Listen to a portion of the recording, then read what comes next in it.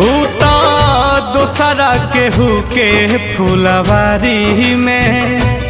बाड़ी जाके खिले के तैयारी में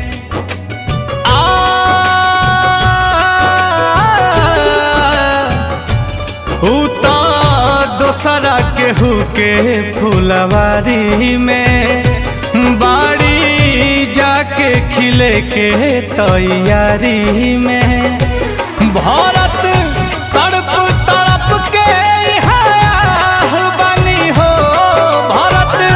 तड़प तड़प के यहाँ बनी हो एह दुनिया में प्यार के जैसन हम ही तो कैले गुनाह बानी हो एह दुनिया